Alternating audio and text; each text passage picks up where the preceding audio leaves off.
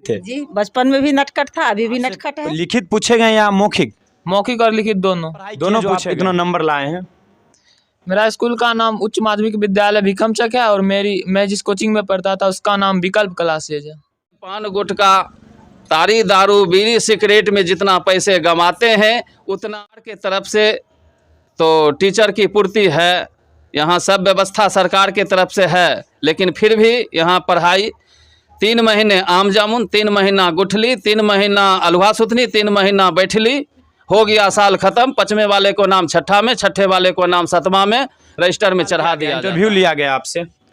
सवाल ना low level का था ना ज़्यादा हाई लेवल का था, मीडियम लेवल का था। करीब 50 से ज़्यादा ही सवाल पूछे गए। गरीब छात्र है जो कोचिंग फीस नहीं दे पाएगा, बहुत हैं ऐसे स्टूडेंट जो कोचिंग फीस नहीं दे पाएंगे, उनसे आपका क्या कहना है?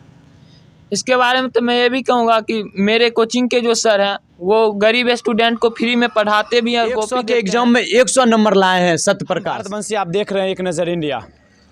अभी लगभग 1:30 बजे 10वीं क्लास का रिजल्ट जारी हुआ है। जो हमें पता चला कि एक सत्यप्रकाश नाम का लड़का जो 10वीं क्लास में 470 अंक उन्हें प्राप्त हुआ है और ये बछवड़ा प्रखंड के भीखमचक पंचायत के रहने वाले हैं सत्यप्रकाश।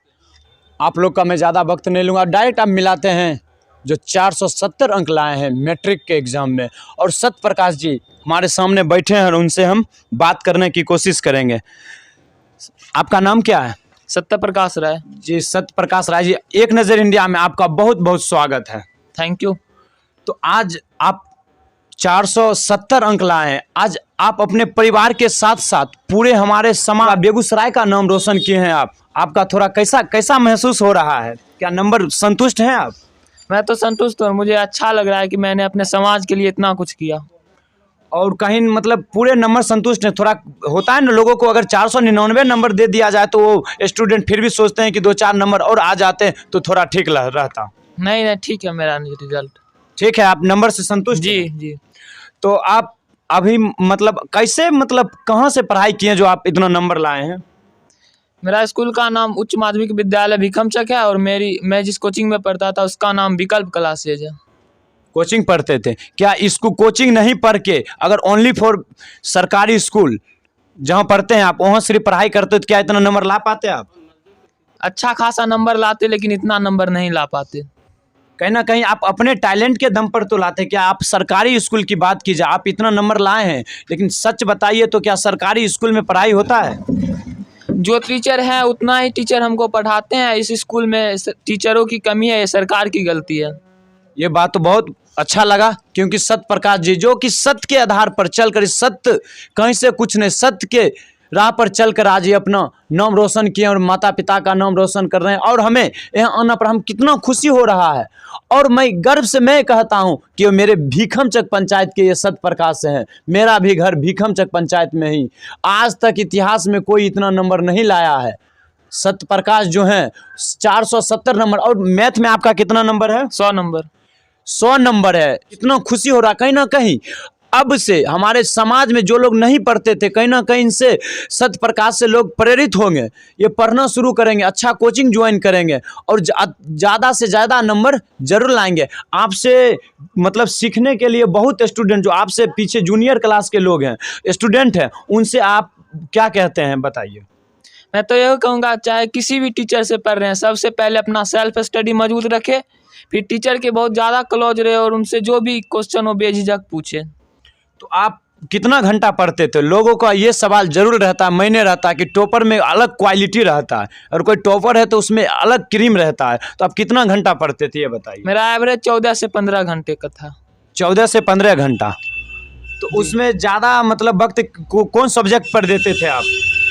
सब सब्जेक्ट पे हम सेम ही समय देते थे। आप कौन सब्जेक्ट में आपका कम नंबर आया है? हिंदी। हिंदी में कितना नंबर है? हिंदी में 89 और संस्कृत में भी। संस्कृत में कितना? 89। दोनों हिंदी और संस्कृत दोनों लैंग्वेज सब्जेक्ट है, दोनों में सेम नंबर दिया गया है। 89 दिया गया, सेम दिया गया है। थोड़ा बहुत अगर कहीं ना कहीं मेहनत करते तो सत्यप्रकाश आज बिहार के टॉप में रहते, लेकिन कहीं ना कहीं थोड़ा कमी रह गया, इसीलिए फिर भी लेकिन पूरा बहुत बेहतरीन नंबर लाए हैं टॉपर आयन क्या उसके बाद आपका खुशी तो कहीं ना कहीं आप मतलब वो जूनियर स्टूडेंट्स आप क्या कहना, जो गरीब छात्र है जो कोचिंग फीस नहीं दे पाएगा, बहुत हैं ऐसे स्टूडेंट जो कोचिंग फीस नहीं दे पाएंगे, उनसे आपका क्या कहना है? इसके बारे में तो मैं ये भी कहूँगा कि मेरे कोचिंग के जो सर हैं वो गरीब स्टूडेंट को फ्री में पढ़ाते भी हैं और कॉपी देते हैं। तो अगर वे अच्छे से पढ़ना चाहते हैं, उनके पास रुपये नहीं है, तो मेरे सर जी से संपर्क करें। और वे मेहनत तो करना ही पड़ेगा उनको, चाहे गरीब है चाहे अमीर हैं। मेहनत तो सबको करना होगा पढ़ाई में। तो कौन कोचिंग का क्या नाम है? विकल्प क्लासेज। कहाँ है विकल्प क्लासेस? महेंद्रगंज मंसूर चक सब्जी मंडी के बगल में। क्या वहाँ गरीब के बच्चे जाएंगे तो वहाँ सर पढ़ाएंगे फ्री में? हाँ बिल्कुल पढ़ाएंगे। आपको इतना विश्वास है ना? जी जी। तो आपके पिताजी क्या कर रहे हैं? मेरे पिताजी एक छोटे से दुकानदार हैं। छोटे से दुकानदार है, दुकानदारी करके आपको पढ़ाए हैं। क्या आपका क्या सपना है आगे चल के, क्या एम है आपका, क्या बनना है आपका? IIT engineer. वो IIT करना है ना? जी जी। तो क्या हमें उम्मीद रखें कि आप जिस तरह से जितना मेहनत से आज नंबर हासिल किए हैं, उसी मेहनत से आप लगातार पढ़ते रहिएगा? जी आप कर सकते हैं उम्मीद। निश्चित तौर पर आपको IIT JEE मेंस निकालना है ना? जी जी। आपको वेरिफिकेशन के लिए बुलाया गया था? जी। कहाँ गए थे वेरिफिकेशन के लिए? पटना विद्यालय, बिहार विद्यालय परीक्षा समिति पटना। वहाँ गए तो वहाँ किस तरह से आपको सवाल किया गया, इंटरव्यू लिया गया आपसे? सवाल ना लो लेवल का था ना ज़्यादा हाई लेवल था, मीडियम लेवल का था। करीब 50 से ज़्यादा ही सवाल पूछे गए। आपसे लिखित पूछे गए या मौखिक? मौखिक और लिखित दोनों पूछे गए। आपके साथ जिस समय आप इंटरव्यू दे रहे थे उस समय कितने अधिकारी लोग वहाँ पर होंगे? करीब 40। उस समय तो कहीं ना कहीं घबराहट महसूस होता होगा इंटरव्यू देना बड़े से बड़े अधिकारी के सामने, तो उस समय कितना डर भी अंदर से लग रहा था? नहीं नहीं, टीचर लोग नॉर्मली थे। टीचर लोग ही थे, कोई अधिकारी लोग भी होंगे ना वहाँ? नहीं, वो लोग का व्यवहार अच्छा था, ज़्यादा डर मुझे नहीं लगा। आपको कहीं ना कहीं हमारे बिहार ही हैं जहाँ बिन एग्जाम में बैठे लोग भी टॉप कर जाते हैं। बात की जाए तो एक रोबी रॉय थी जो नहीं बैठी थी एग्जाम में, वो भी टॉप निकल गई, मतलब बिहार टॉपर निकली थी। वही सबको देखते हुए कहीं ना कहीं बिहार सरकार एक अच्छा कदम लिए। मैं बहुत सैल्यूट करता हूँ बिहार सरकार को, कहीं कहीं आप एक अच्छा कदम लिए। जो डिस्ट्रिक्ट टॉपर हो या बिहार टॉपर है, उन्हें आप वेरिफिकेशन के लिए बुलाते हैं और सच में देखते हैं कि यह क्रीम है या नहीं। लेकिन कहीं आपको वहाँ ज़्यादा घुमाया गया नहीं था? नहीं, क्वेश्चन थोड़ा फंसाने के टाइप के सर ही पूछ रहे थे। लेकिन आप पूरा एकदम दे दिए, कहीं से कोई फंसे नहीं? नहीं जी सर, कहीं नहीं फंसे आप? नहीं। चलिए, बहुत अच्छा लगा।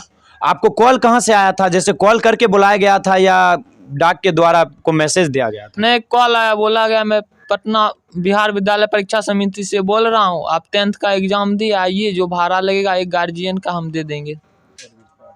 एडमिट कार्ड और आधार कार्ड लेकर बुलाया गया। बस नॉर्मली इंटरव्यू हुआ और कहीं से कोई दिक्कत नहीं? नहीं नहीं। चलिए, बहुत अच्छा लगा। आपको सारा प्रक्रिया बता दिया गया सत्य प्रकाश जी के द्वारा कि हमें कैसे कॉल आया और कैसे इंटरव्यू हुआ। हमें सच में 470 नंबर लायक हैं या नहीं, ये बिहार बोर्ड जांचती है और बहुत अच्छा पहल है बिहार बोर्ड का। और हम बगल में पिताजी हैं सत्य प्रकाश के पिताजी, हम उनसे बात करते हैं। क्या में आपका बहुत बहुत स्वागत है। जी सर, धन्यवाद। आपका बेटा सत्य प्रकाश जी जो कि 470 नंबर लाके पूरा इलाके में झंडा गाड़ दिए हैं, आपको कैसा महसूस हो रहा है? खुशी महसूस हो रहा है और साथ ही ये खुशी का श्रेय हम सत्य प्रकाश के गुरुजी को देते हैं और साथ ही साथ सत्य प्रकाश के परिश्रम का भी फल है। तो कहीं ना कहीं आप सत्य प्रकाश जी से काम भी करवाते थे? जी नहीं, हम कष्ट करेंगे तब तो सत्य प्रकाश आगे बढ़ेगा। सत्य प्रकाश से हम काम नहीं लेते थे, घरेलू कोई काम में उसे नहीं हम उलझाते थे। उन्हीं पर पढ़ने के लिए छूट दिए हुए थे? जी, पढ़ने के लिए छूट दिए हुए थे। बहुत गार्जियन का सोच होता है कि हम जब गरीब घर के हैं, मेरा बेटा तो क्यों ना कितनों पढ़ने में तेज हो, लेकिन उनके साथ साथ थोड़ा घर का भी काम करना पड़ता था। पढ़ाई को छोड़कर थोड़ा बहुत अपने माता पिता को साथ देना पड़ता था। क्या आप अपने पुत्र से साथ नहीं लेते थे? जी, इमरजेंसी में कभी कभार ऐसा आ गया, जैसे परिवार में किसी का स्वास्थ्य गड़बड़ है, इस तरह का इमरजेंसी पीरियड में कभी कभी घड़ी घंटा इसका व्यवधान हो जाता था पढ़ाई में। उस स्कूल में क्या सच्चाई बोलिएगा, क्या पढ़ाई होता है? जी, पढ़ाई नहीं होता है। सरकार के तरफ से तो टीचर की पूर्ति है, यहाँ सब व्यवस्था सरकार के तरफ से है, लेकिन फिर भी यहाँ पढ़ाई 3 महीने आम जामुन, 3 महीना गुठली, 3 महीना अलुहा सुथनी, 3 महीना बैठली, हो गया साल ख़त्म। 5वें वाले को नाम 6ठा में, 6ठे वाले को नाम 7वां में रजिस्टर में चढ़ा दिया जाता है। पढ़ाई पाठशाला के नाम पर पाकशाला बना हुआ है। देखिए कितना बेहतरीन बात बोले हैं चाचा, कितना छोटी सी शब्दों में कितना बड़ी बात कह दिए। इससे आप अंदाज़ लगा सकते हैं अन्य राज्य के लोग कि हमारे बिहार का स्थिति है। जिनका बेटा टॉपर है उनके पिताजी ऐसे बात बोल रहे हैं कि हकीकत क्या है, ये हकीकत बोले, हकीकत छिपाने की कोशिश नहीं की है, क्योंकि इनका मेहनत अपने बदौलत और जो कोचिंग में पढ़ते थे उनके बदौलत आज इतना नंबर हासिल किए हैं। सच्चाई बोल दी और हमें आप पर भी गर्व महसूस हो रहा है कि कहीं ना कहीं आप खुद कष्ट काट कर, आप खुद 4 गुना मेहनत कर कर अपने पुत्र को इतना पढ़ाएं और इतना नंबर लाएं और आपका भी प्रतिष्ठा बचाएं और पूरा आपको भी गौरवान्वित महसूस कराए हैं। लेकिन आपका क्या राय है आगे पढ़ाने की? आगे जिस क्षेत्र में ये सेलेक्ट करेगा उस क्षेत्र में हमारा पूरा सहयोग रहेगा। हम अपने तरफ से कष्ट करके भी इसे आगे बढ़ाने का प्रयास करेंगे। कुछ आप बता दीजिए, जो बहुत बच्चे पढ़ते हैं जिनका बच्चा अब 2024 में 10th का एग्ज़ाम देंगे, उनके गार्जियनों से आप क्या कहना चाहते हैं, ये बोल दीजिए थोड़ा, क्योंकि आप एक टॉपर का पिता हुए तो उस ढंग से आप बता दीजिए थोड़ा। बच्चे तो एक खाली बोतल समान है, उसमें जैसा शिक्षा भरा जाएगा वैसा शिक्षा भर जाएगा उस बच्चे में। तो बच्चे का परवरिश संस्कार देना तो माता पिता का ही कर्तव्य होता है जी। और मैं तो चाहता हूँ समाज के सब बच्चे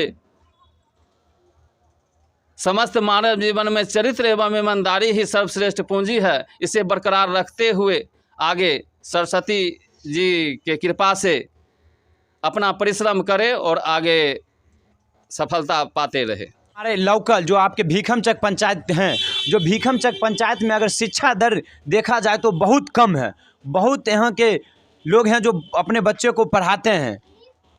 तो अपने क्षेत्र के गार्जियनों से आप क्या कहना चाहते हैं शिक्षा के माहौल में? कहना चाहेंगे जो आप व्यर्थ में बच्चे के भविष्य का निर्माण कर सकते हैं, एक उज्जवल भविष्य की कामना कर सकते हैं। आपके बुढ़ापे का सहारा होगा, आपके नाम का रोशन होगा, समाज का नाम होगा, एक अच्छा नागरिक बनेगा। जी बहुत बहुत धन्यवाद। आप थोड़ा पिताजी से तो कुछ बातचीत हो ही गया, तो हम सत्यप्रकाश जी के माता जी से भी कुछ बात कर लेते हैं। माता जी कहाँ है, थोड़ा बुलाइए तुम।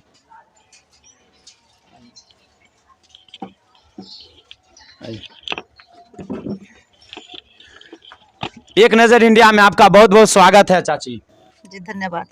तो आपका बेटा जो सपना होता है, कहीं ना कहीं माता पापा से अगर कहा जाए तो ऐसे नहीं कहना चाहिए, माता हमेशा बेटे के लिए अपना लास्ट जान तक कुर्बान करने के लिए तैयार होते हैं। माता ज़्यादा मानते हैं अपने बेटा को। आज आपका बेटा पूरा नाम रोशन किए, कितना खुशी हो रहा है आपके अंदर से? जी काफ़ी गर्व महसूस होती है। काफ़ी गर्व महसूस हो रहा है। मतलब आप कभी डांट मतलब खाना वाना में सही समय पर आप खाना बना के देते थे कि? जी हाँ, उसको कोचिंग जाने से पहले खाना खिला दिया करते थे। पढ़ने के लिए उसको कभी हमने रोका टोका नहीं। खुद अपने टाइम से सोया, जगा, पढ़ा, उस पर कोई दबाव नहीं दिया गया। कहते हैं जो मतलब आगे चल के महान काम करते हैं वो बचपन में नटखट भी होते हैं। क्या सत्यप्रकाश बचपन में नटखट भी थे? जी बचपन में भी नटखट था, अभी भी नटखट है। अभी भी नटखट है? नटखट है, और उसका नटखट बस घर में ही रहता है, बाहर उसका कोई नटखट नहीं है। बेटा बेटी को नहीं पढ़ाना चाहते, उनसे आपका क्या राय है? जी नहीं, हमसे उनको यही कहना है कि आप अपने ऊपर कम ध्यान दें, अपना शौक अपने बच्चों के ऊपर न्यौछावर कर दे। जितना इधर उधर कर खाना पीना जैसे है पहनावा अपने बच्चे को दे, जितना कम हो सके अपने में कम यूज करे, अपने बच्चे पर ज़्यादा ध्यान दे, और ख़ास करके बच्चे की पढ़ाई पर। जी बहुत बहुत धन्यवाद। कितना अच्छा लगा सत्यप्रकाश के मम्मी और पापा कितना बेहतरीन बात बोले, कितना अच्छा लगा। मैं सभी पूरे बिहार वासियों से, मैं सभी गार्जियन से कहना चाहूँगा, अभिभावक से कहना चाहूँगा कि आपका उदाहरण है, ज़रा सीखिए और अपने बाल बच्चा पर ध्यान दीजिए पढ़ाने के प्रति। आप ये मत डालिए कि मेरे पास रुपया नहीं है, मेरा बेटा टॉप नहीं करेगा, मेरा बेटा नहीं पढ़ पाएगा। अब इस वीडियो में देखिए पीछे बोला गया कि मेरा सर फ्री में पढ़ाएंगे। गरीब बच्चे को लिए सिर्फ आप आगे सर से तो पूछिए, फ्री में पढ़ाया जाएगा। आपके पास अगर नहीं है कुछ, आप तो पढ़ने के लिए इच्छुक तो बनाइए बच्चे को। आप थोड़ा एक ही शब्द में बोल दिए कि अपना जो शौक़ है अपने बच्चे के प्रति निछावर कर दीजिए। कितना बेहतरीन बात बोले, छोटी छोटी शब्दों में बहुत बात बोल देते हैं। चलिए